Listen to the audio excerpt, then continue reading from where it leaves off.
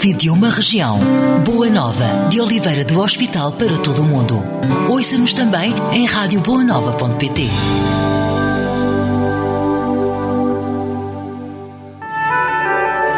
Palavras de esperança, à sexta-feira às 11 e ao domingo às 10. Um espaço de comentário litúrgico na Rádio Boa Nova.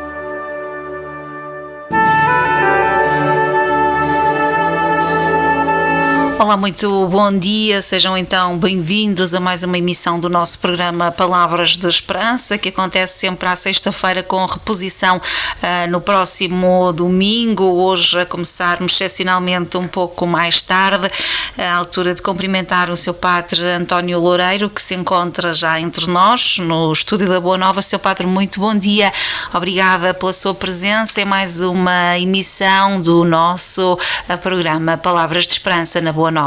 Muito bom dia, Liliana, muito bom dia a todos os nossos ouvintes.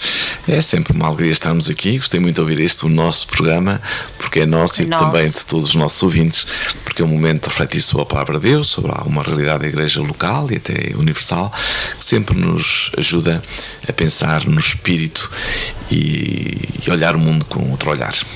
Muito bem, Sr. Padre, muito obrigada. Vamos então debruçar-nos na liturgia do próximo domingo, dia 19 de junho, então o 12º domingo do tempo comum, mas antes disso vamos olhar também para as festividades que aconteceram particularmente ontem, o dia do Corpo de Deus, estas festividades que regressaram em grande no Conselho e também um pouco por todo o país, até na capital, e também vamos falar do encerramento da catequese. Sim, porque realmente acaba por estar uma coisa relacionada com outra. O Corpo de Deus este ano foi um bocadinho tardio e então tivemos as grandes festas da Primeira Comunhão, da Profissão de Fé.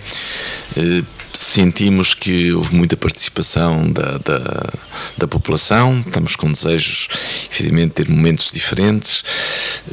Penso que foi muito agradável em todas as paróquias, podemos viver esta alegria de acolher a Cristo. As nossas crianças faziam a Primeira Comunhão, ou também em alguns lugares a Profissão de Fé. Muito importante, depois também as procissões do Corpo de Deus, que no fundo acaba por ser algo de tradição, mas ao mesmo tempo algo significativo, porque queremos venerar a presença real de Jesus no Santíssimo Sacramento, na Eucaristia. E o facto de Jesus ir pelas ruas e de ir acompanhado com as crianças, com a comunidade, com as pessoas, às vezes com música, pois tudo isso ajuda a evidenciar a importância da fé. É verdade que muitas vezes as pessoas já são um bocadinho diferentes. Eu, quando era jovem, quando passava o Santíssimo Sacramento, a pessoa punha-se de pé, ajoelhava-se, fazia uma reverência, era um momento. Às vezes agora notamos que a pessoa está sentada, nem se levanta, quer dizer, já não lhe diz muito, mas ainda se faz. Aliás, Jesus, quando passava nas ruas, também lhe acontecia a mesma coisa. Muitos vinham para vê-lo e aclamá-lo, e outros eram indiferentes, ou até criticavam e eram contra. Estamos no mesmo tempo, mas acaba por ser um momento importante em que queremos manifestar as nossas raízes cristãs, também como povo, como povo português, que tem a história está muito ligada à fé. E então também aqui na nossa... O dia do Corpo de Deus tem um significado muito, muito especial, não é? Sim, realmente aconteceu na Idade Média, que se começou a celebrar, quando começou a aparecer, a pôr-se em causa a presença real de Jesus no Santíssimo Sacramento. Se Jesus estaria ou não realmente presente no pão consagrado.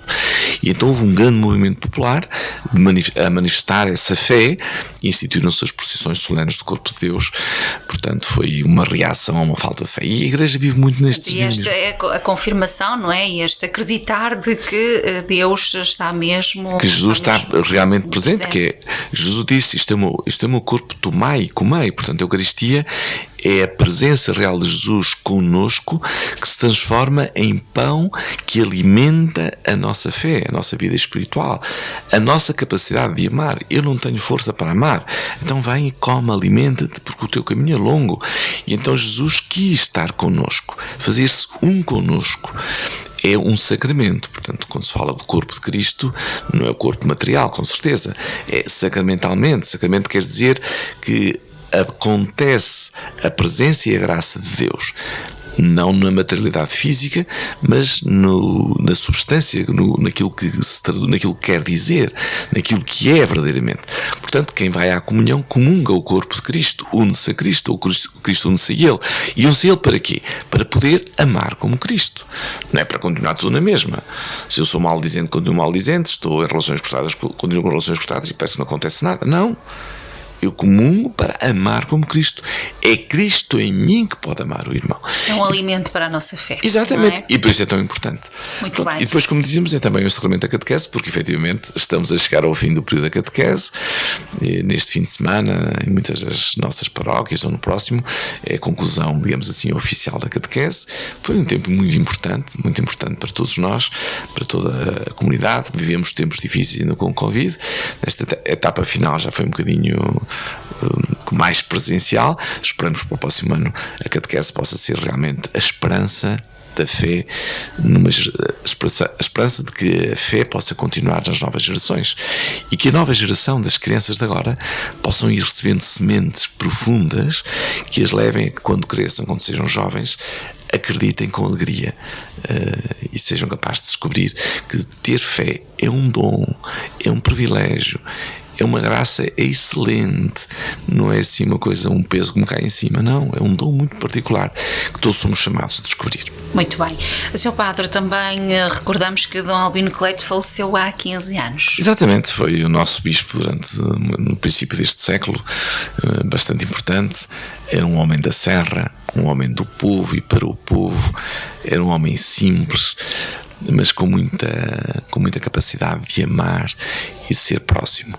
Amava especialmente os padres e os seminaristas e sempre se preocupava, dava sempre. Uma vez tive uma experiência única com Dom Albino, porque houve ali um desentendimento, deram-me um recado que eu depois não colhi muito bem, através de outra pessoa. Depois eu fiquei a pensar, mas foi Dom Albino que me tinha mandado disto, e eu disse que não. Fiquei preocupado e estava assim um bocadinho, porque nós os bispos os padres devem obediência ao bispo, e então disse, não, tenho que ir falar com o Sr. Dom Albino. Depois fui lá com o Sr. Albino, aconteceu isto, disse, não te preocupes, está cá um abraço.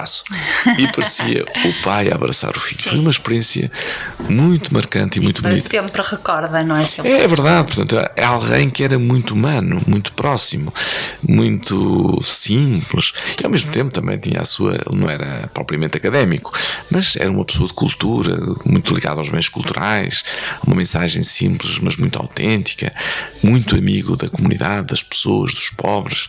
Pronto, então ficou-nos assim a recordação de um homem bom que nos ajudou, que nos marcou e que às vezes nos deixa saudades, porque esta humanidade nem sempre é fácil encontrar em todas as pessoas, mesmo na igreja e nem aqui da igreja. É verdade. Fica aqui então também esta forma em jeito de recordação de Dom Albino Cleto. Sr. Padre, para falarmos também do documento do Papa sobre a preparação do matrimónio. Exatamente, é o documento recente do Santo Padre em que reflete sobre a necessidade de preparar bem o matrimónio. Para quê?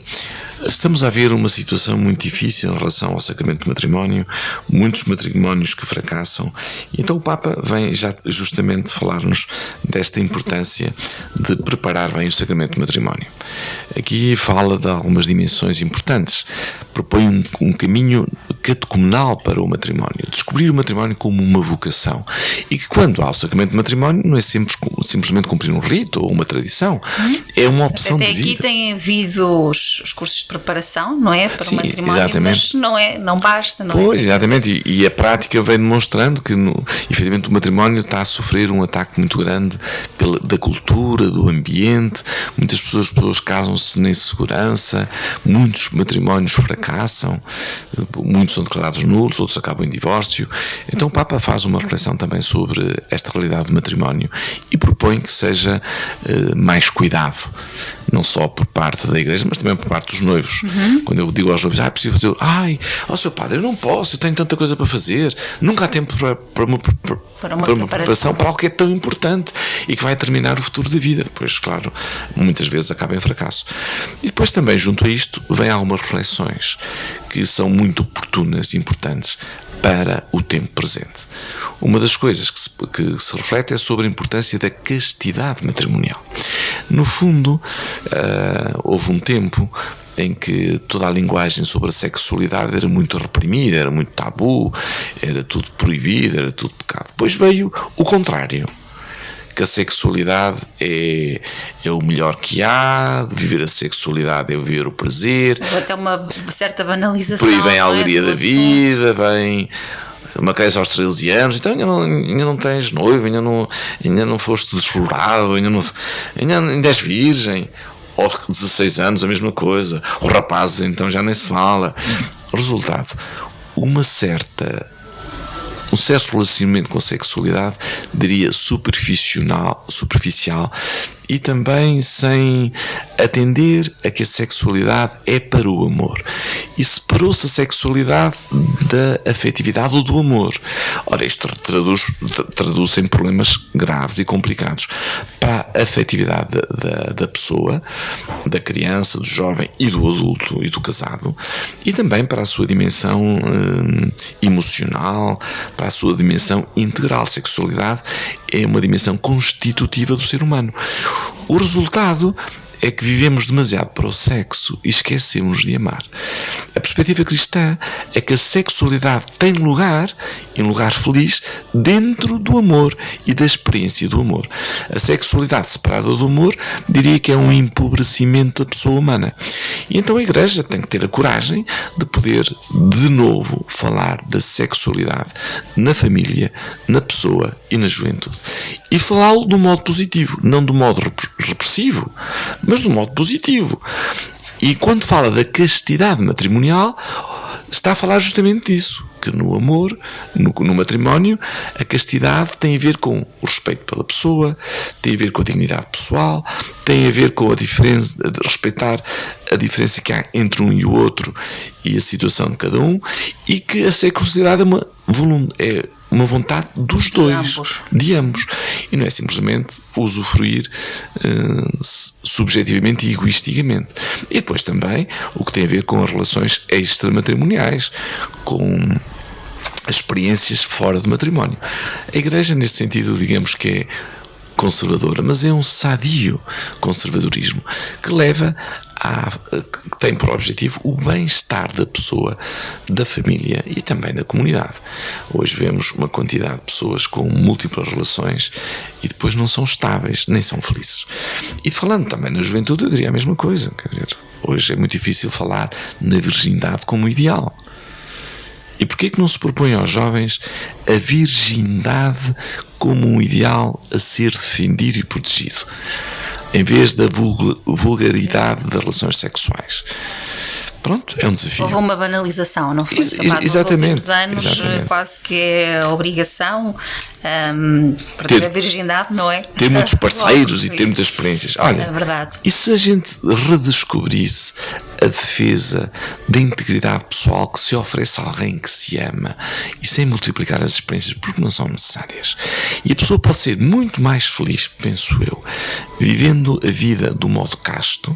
E eu, como padre, tenho uma opção muito mais radical, digamos assim, também não quero oferecer o meu modelo ao geral, porque também é um dom, é um carisma que o Espírito Santo dá, mas a castidade é um dom a ser cultivado e os jovens têm que o descobrir, ou são chamados a poder descobrir como um valor.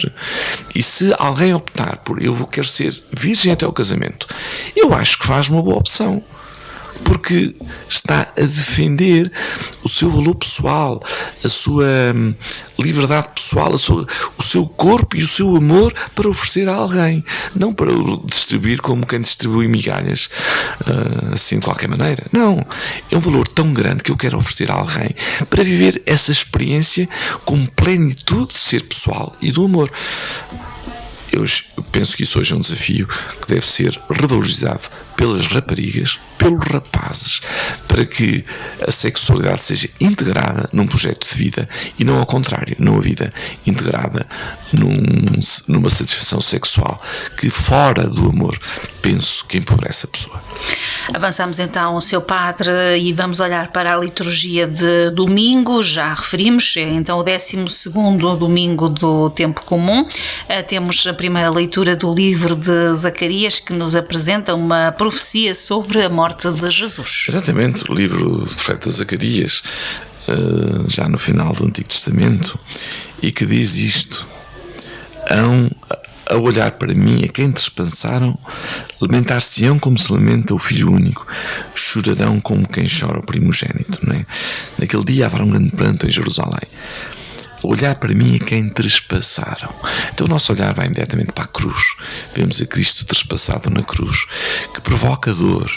Aquelas mulheres que choravam junto à cruz, as mulheres de Jerusalém, mas depois a igreja que chora quando há uma injustiça que é cometida, a família que chora quando o seu filho é vítima da violência ou da morte ou da guerra, como acontece agora, mas olhando para Cristo, não é? Aqui é uma profecia do que aconteceu a Cristo na cruz. Então, de algum modo, isto depois tem a ver com o Evangelho, mas é um momento em que o Antigo Testamento já anuncia que Cristo há de vir, mas há de vir e vai assumir este papel do sofrimento que expia o pecado. É uma coisa, um mistério de Deus que a gente não entende muito bem porquê, mas a verdade é que Jesus assume o pecado do mundo, passa por ele para nos libertar do pecado, para dizer que o pecado foi vencido e que também eu posso vencer o pecado.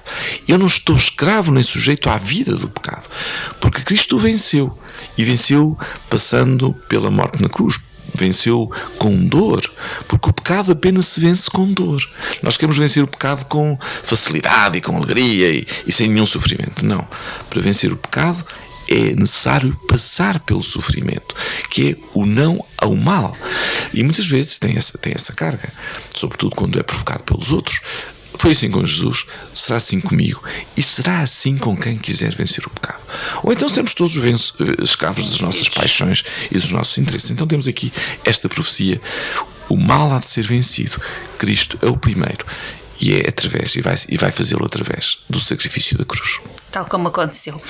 Sr. Padre, na segunda leitura da carta aos Gálatas, afirma-se que em Cristo todos somos iguais. É muito bonita esta carta de São Paulo aos Gálatas, que, falando um pouquinho e refletindo um pouquinho sobre o que é ser batizado, faz a grande e fundamental afirmação da igualdade de todo o ser humano em Cristo.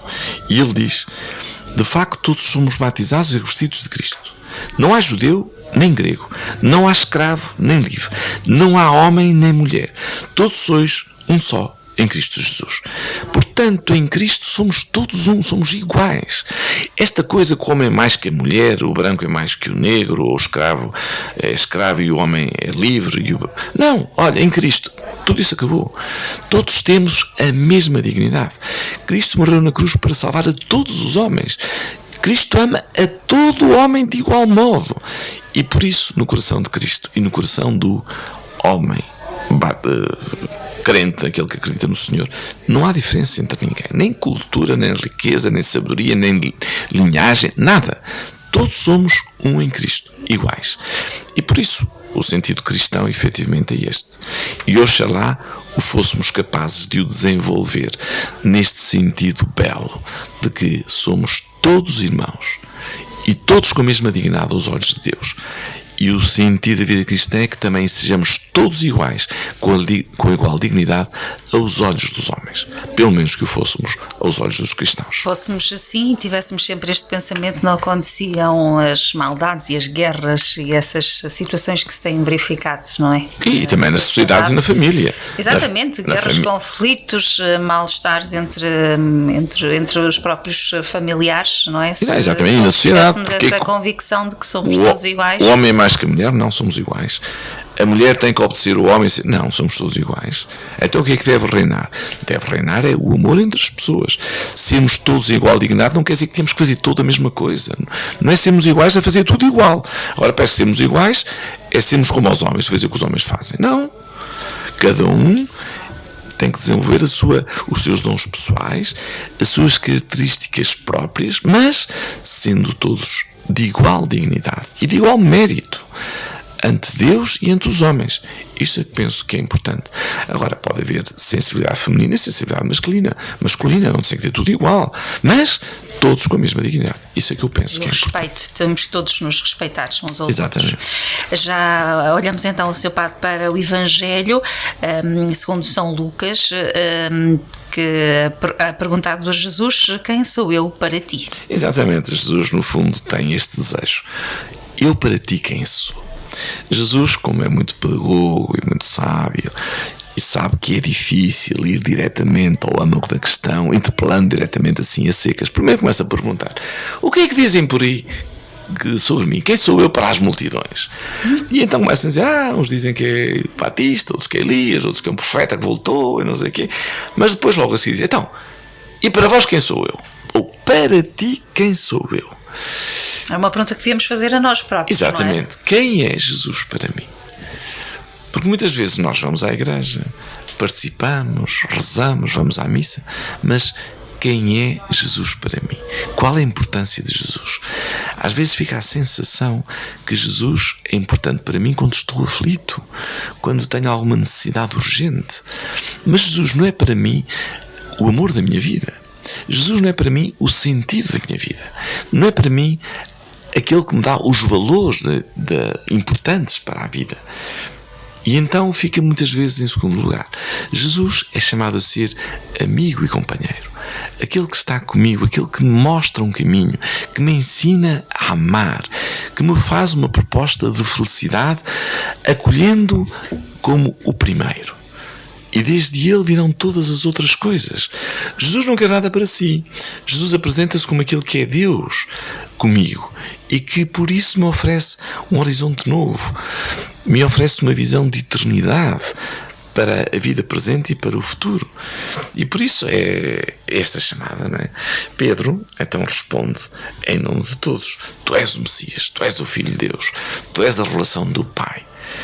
E Jesus diz: bem, pois é isso, mas tem-vos a dizer uma coisa. E então vem a primeira profecia: o Filho do Homem tem de sofrer muito, vai ser rejeitado pelos anciãos, pelos príncipes dos sacerdotes, pelos escribas, tem de ser morto e há de ressuscitar ao terceiro dia. Os apóstolos nisto aqui já sentiram dificuldade em citar este Cristo que passa pela dor, que vence o mal com a dor. Gostavam mais de um Cristo que triunfa e é vitorioso e apenas oferece facilidades. Então Jesus reforça para os discípulos estas palavras que são hoje dirigidas também a cada um de nós: se alguém quiser seguir-me, renuncie a si mesmo, tome a sua cruz todos os dias e siga-me. E então, se eu quero amar Jesus, Jesus realmente é importante para mim, tenho que saber que tenho que tomar a cruz de cada dia e tenho que renunciar a mim mesmo, quer dizer, à minha vanglória, o meu ego que quer dominar e subjugar os outros. E acrescenta: quem quiser salvar a sua vida tem que a perder, mas quem perder a sua vida por minha causa, salvá-la. O que é perder a vida? É pôr-me a amar e a servir. É não querer tudo para mim, ter o orgulho de ser eu e das minhas coisas, mas ser capaz de viver para amar e para servir, como fez Jesus. E aí encontrar a verdadeira alegria. A verdadeira alegria vem quando eu sou capaz de amar. E amar a quem? A todos. Amar ao pobre. E a palavra de Jesus vai mais além: amar aquele que não me ama. Amar os amigos todos conseguem. Amar o inimigo, isso é sinal que sou filho de Deus. E esse é o grande desafio. Muito bem, Sr. Padre, olhamos então para a liturgia do próximo domingo, portanto olhamos e com outro olhar, outras palavras, tentamos ajudar a explicar e a interpretar a cada uma destas leituras. Sr. Padre, estamos então a terminar o nosso programa, temos uma sugestão musical, como é hábito. Exatamente, então nestes dias em que vêm as férias, era muito insistente, sobretudo com as crianças e com os pais, na necessidade de não fazer férias de Deus, de continuar a rezar, de continuar a ir à missa, mas sobretudo em casa, rezar cada dia.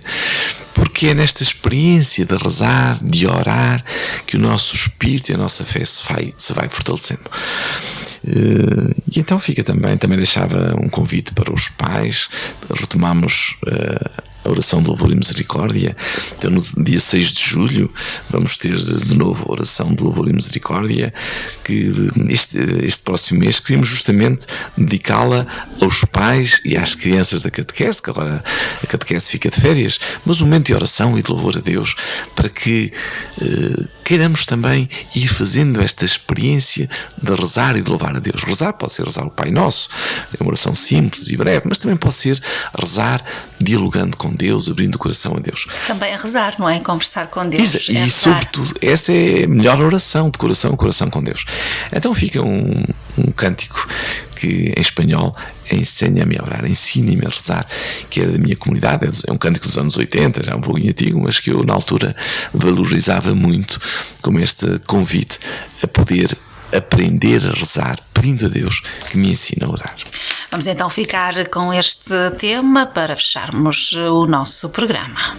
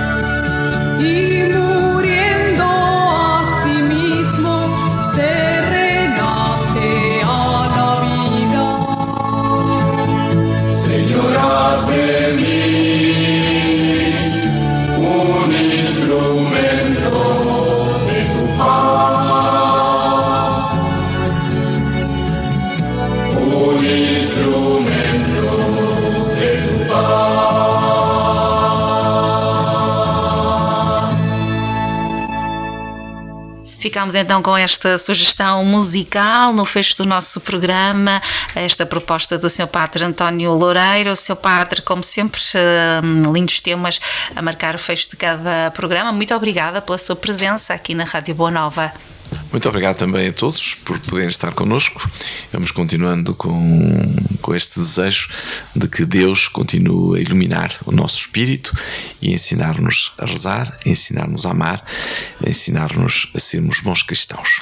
É isso mesmo, é esse também o nosso propósito em cada semana com o nosso programa das Palavras de Esperança. Agradecemos a todos quando estiveram a ouvir-nos na rádio, em direto, e também quem esteve connosco através das redes sociais. Peixe, Alice Figueiredo, também Fátima Dias, pessoas que então manifestaram o seu gosto por este programa, também a Unidade Pastoral de Oliveira do Hospital e a Catequese de Oliveira do Hospital. Sabemos que tantas outras pessoas nos acompanham todas as semanas. Este é um programa que fica disponível no Facebook da Rádio Boa Nova, também podcast no nosso site e vai ter reposição no próximo domingo às 10 da manhã. Terminamos então assim o programa de hoje das Palavras de Esperança na Rádio Boa Nova. Até um próximo programa. Palavras de Esperança, à sexta-feira às 11 e ao domingo às 10. Um espaço de comentário litúrgico na Rádio Boa Nova.